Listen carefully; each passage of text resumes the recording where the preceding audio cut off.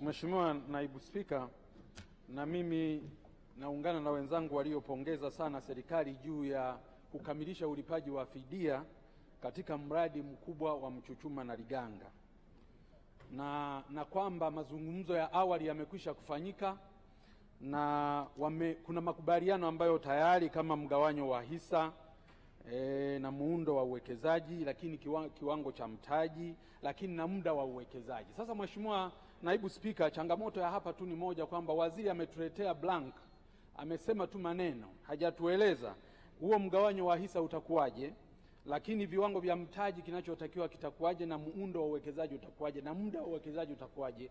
Kwa sababu kwa mujibu wa The Natural Waste and Resources Permanent Sovereignty Act number 5 of 2017 na Tate Act ya mwaka 2015 zinakataza majadiliano ya asili katika miradi ya uziduaji.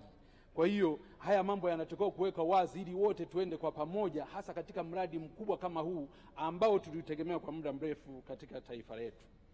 Mheshimiwa Naibu Spika, najaribu kuangalia mwenendo wa biashara na uwekezaji nchini tunavyoenda. Taarifa ya mwaka 2022-2023 kupitia dirisha la huduma ya uwekezaji la pamoja, yani One Stop Facilitation Center, inaonyesha kuwa miradi 240 ilisajiliwa yenye thamani ya dola milioni 14,387.17 sawa na shilingi trilioni 11.4. Miradi 94 ni ya wageni, miradi 89 ilikuwa ni ya Watanzania na 57 ya wabia. Kwa hiyo wageni walikuwa wanaongoza katika miradi iliyowekezwa katika kipindi hicho. Lakini mwaka 2023-2024 inaonyesha miradi ya maombi kwenye tume ya kugawa ardhi kwa ajili ya uwekezaji yalikuwa maombi 191, ambao kati ya maombi hayo 130 sawa na 68% yalikuwa ni kampuni za wageni, na maombi 61 sawa na 32% yalikuwa ni ya Watanzania. Kwa hiyo na hapo inaonyesha kwamba wageni wanaongoza katika kupewa ardhi ya uwekezaji, wanaongoza katika uwekezaji kuliko wazawa na Watanzania waliopo.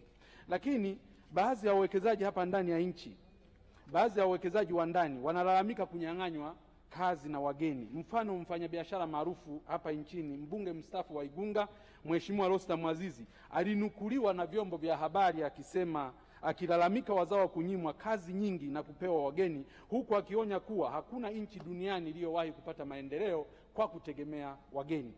Mheshimiwa Naibu Spika, wizara hii ilitegemewa iwe ni rufaa ya huzuni na mateso ya wafanyabiashara, iwe rufaa ya huzuni na mateso ya wakulima na wafugaji wa nchi hii, lakini badala yake imekuwa ni kinyume.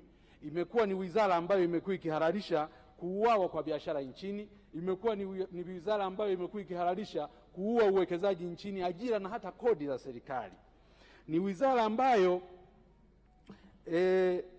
inabariki na kusaidia na kuwa wakala hata wa bidhaa za kutoka nje ya nchi kupata soko hapa nchini, huku mazao na bidhaa za nchi zikiwa zinauawa bei zake kila siku na kuruhusu mambo ambayo hayaruhusiwi kwa mujibu wa sheria kuingia hapa nchini. Wenzangu hapa wamezungumza. Leo tunazungumzia swala la uingizaji wa bidhaa zisizokuwa na ubora, na kamati imezungumza swala la kuingizaji wa bidhaa zisizo na ubora. Ni kwa nini bidhaa zisizo na ubora ziingie nchini wakati tuna mfumo uliokamilika ndani ya nchi? Mamlaka zinazohusika na enforcement ya kuzuia bidhaa zisizokuwa na ubora ziko wapi mpaka bidhaa ziingie hapa nchini?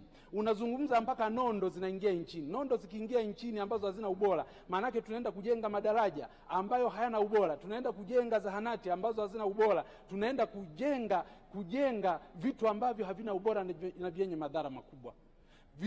Leo kuna viwanda bubu vingapi vinavyotengeneza, wananchi wetu wanakunywa vinywaji ambavyo havina ubora kutoka kwenye viwanda hivyo. Mamlaka zinazohusika zipo, wizara inayohusika ipo.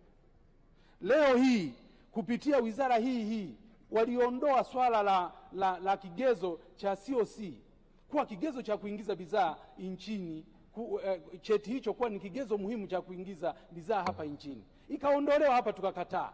Leo bidhaa feki zimejaa kila kona.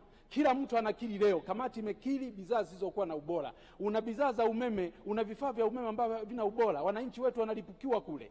Leo hii wananchi wanapata ajali kila leo, kununua matairi ambayo hayana ubora, vifaa vya magari ambavyo havina ubora. Halafu tuna waziri ambaye anasimamia wizara hii, tuna taasisi ambazo zinasimamia wizara hii, wote wapo na wanakuja leo mbele yetu kuja kuomba pesa tena ili wakaruhusu watu wetu waendelee kupata ajali, waendelee kupata matatizo. Mheshimiwa Spika, leo naomba kama wizara hii haina uwezo wa kusimamia majukumu iliyopewa, na kama labda ilianzishwa kimakosa, basi bunge hili liazimie hii wizara ifutwe kati ya wizara za serikali kwa sababu haina sababu za kuwepo. Lakini la pili, kama ni udhaifu wa watendaji, basi tukaweke hiyo historia, kwa sababu hatuwezi kuwa na karoti tu kila siku, tuende na kwenye stick approach. Haiwezekani bunge hili linashiriki kupitisha leo bajeti ya watu kwenda kuwaidhinishia bilioni 93.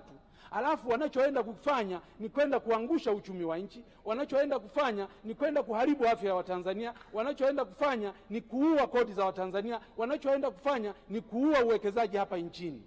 Sasa kama imeshashindikana, leo TBS wapo, FCC wapo, BRELA wapo, mifumo mingine yote ya udhibiti ipo. Mbona mambo mengine tukitaka kuyadhibiti tunaweza? Mheshimiwa, naongeza muda mpaka tutapomaliza.